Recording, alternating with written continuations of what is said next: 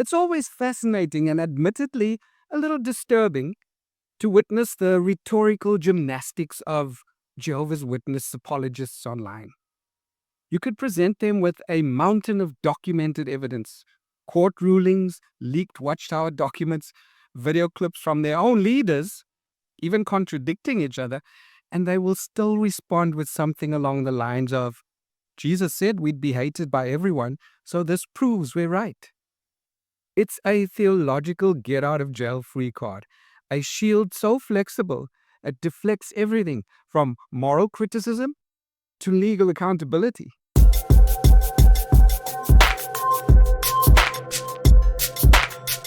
Recently, a commenter on my channel left a textbook example of this mentality in response to one of my videos critically analyzing Jehovah's Witness doctrine. They claimed that I was condemning witnesses no matter what they do. Then, predictably, they quoted Matthew 10 verse 22, the verse about being hated by everyone. They cap it all off by recommending the movie Spotlight, which they do numerous times in my comment section, as if that film about Catholic abuse scandals somehow negates every criticism ever leveled against the Watchtower organization. And in one short comment, they managed to perform the full Watchtower defense ritual: strawman, deflect, and project. But this is precisely what makes this new generation of Jehovah's Witness apologists so brazen. They're not just defending their beliefs, they're defending their right to not think critically. They're defending the Watchtower's monopoly on interpretation, and they've become increasingly aggressive about it. Gone are the days when Jehovah's Witnesses avoided online debates out of fear of apostate influence. Now, thanks to social media, we have an army of digital defenders, untrained, uninformed, but incredibly confident, armed with a handful of cherry-picked scriptures and Watchtower sound bites. They roam the comment sections of XJW channels, not to engage, but to declare spiritual superiority. To them, every critic of the organization is not a rational adult with lived experience, but an agent of Satan fulfilling prophecy. The irony, of course, is that these same individuals are doing exactly what the Watchtower forbade for decades, interacting with apostates online. The very thing that was once described as spiritually deadly has now become their daily pastime, all in the name of defending Jehovah's name. And this online boldness represents a shift. These aren't just believers parroting doctrine, they're performers in a kind of digital crusade. They see themselves as spiritual soldiers, quoting verses like bullets, but instead of piercing through lies, their ammunition only ricochets off the walls of their own echo chamber. Strawman arguments are the Watchtower's unofficial trademark. They distort your words, simplify your reasoning, and replace your actual point with a cartoon version of it, rather than addressing that point, the psychological burden of a performance-based salvation. The apologist replaces it with a slogan. Oh, you say that Jehovah's Witnesses are damned if they do and damned if they don't. And just like that, the entire conversation shifts from evidence to emotion, from fact to faith, and from accountability to persecution. It's a neat trick, really, but it's also deeply dishonest because, at its core, a strawman argument reveals something about the person using it. They're not arguing to understand. They're arguing to protect their illusion. There is no phrase more overused or more abused in Watchtower culture than "we are hated by everyone." It's recited like a mantra at meetings, conventions, and now in the YouTube comments.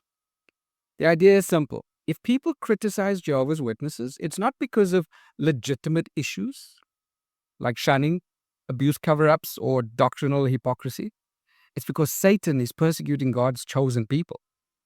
And this logic is bulletproof, at least from the inside. Every criticism becomes proof of their truth. Every scandal becomes a test of faith. Every lawsuit, every defection, every whistleblower, all part of prophecy being fulfilled. And the Watchtower has managed to twist the concept of persecution into a psychological force field. It turns accountability into victimhood. The tragedy is that real persecution, being jailed, tortured, or executed for one's beliefs, is a serious thing. But the Watchtower has cheapened that concept into a marketing slogan. Hated by everyone has become a badge of ego, not faith. When a commentator invokes Matthew 10, verse 22 to justify an organization's scandals, they're not honoring Jesus. They're hiding behind it. Then, of course, comes the inevitable deflection. Go watch Spotlight. That movie shows what clergy are really like. It's an interesting choice of film considering Spotlight is about the Catholic Church's systemic abuse cover-up, something the Watchtower has been accused of doing for decades. And to invoke Spotlight in defense of Jehovah's Witnesses is like a thief pointing at another burglar and saying, "See, I'm not the only one stealing." The purpose of this deflection is transparent. If someone else is worse, then we must be good. It's the spiritual version of playground logic. But Mum, the other kid started it. It's not about truth, it's about distraction. And distraction is a tool of control. The irony is so thick, it's almost tragic. The very movie meant to expose how religious institutions protect predators is being used by Jehovah's Witnesses, whose own organization has faced multiple court cases for the same issue as a moral smokescreen. This isn't defense, it's denial disguised as righteousness. Jehovah's Witnesses apologists don't argue facts because, deep down, they know they can't. They know they can't debate the failed 1914 and 1975 predictions, the secret NGO affiliation with the United Nations, or the thousands of child abuse lawsuits settled quietly out of court. They can't justify the emotional blackmail of disfellowshipping or the growing list of doctrinal reversals the governing body calls new light. So they do what they've been trained to do. They retreat into emotional certainty. Their faith isn't faith in a God, it's faith in an organization that claims to speak for a God. That's a crucial difference because once your faith depends on human leaders, it must constantly be defended, not examined. That's why evidence doesn't matter. You can quote court documents, show Watchtower publications contradicting themselves, even play video clips of governing body members lying under oath, and it won't make a dent. To them, facts are irrelevant because the Watchtower has already decided what's true. And this is not ignorance, it's intellectual surrender. It's important to understand that many Jehovah's Witness apologists aren't being willfully deceitful. They're psychologically conditioned to respond this way. The Watchtower system doesn't just shape beliefs, it shapes the very architecture of thought. It trains members to interpret disagreement as danger, criticism as persecution, and independent thought as rebellion. So when someone like me, a former witness, presents evidence, they don't see it as information. They see it as contamination. The entire nervous system goes into defense mode. The Watchtower has pre-installed the antivirus software. Apostate, satanic, bitter, mentally diseased. These labels are emotional firewalls. They prevent curiosity. That's why debates with Jehovah's Witnesses often feel surreal. You're not having a conversation. You're triggering a defense script. And no matter what data you present, the system auto-reboots to scriptures like Matthew 10, verse 22. The irony, again, is profound. A religion obsessed with the truth has built its entire survival strategy on psychological avoidance of it. The comments I receive are not an isolated case. Across YouTube, TikTok, and X, there's a growing movement of self-appointed Watchtower defenders.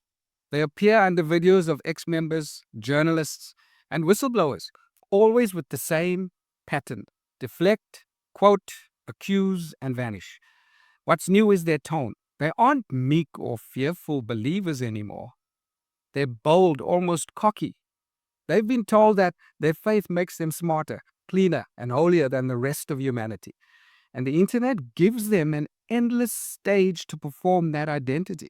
But underneath the bravado lies fear, not of me, not of XJWs, but of doubt, because doubt is contagious. And the more people speak openly about their experiences, the harder it becomes to keep that mental firewall intact.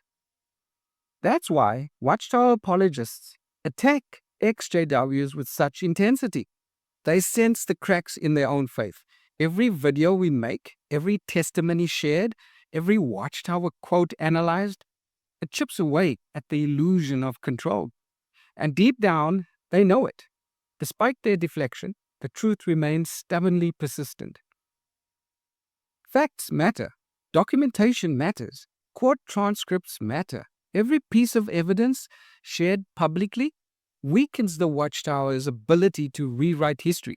That's why these apologists react so defensively, because exposure is the one thing the Watchtower cannot control.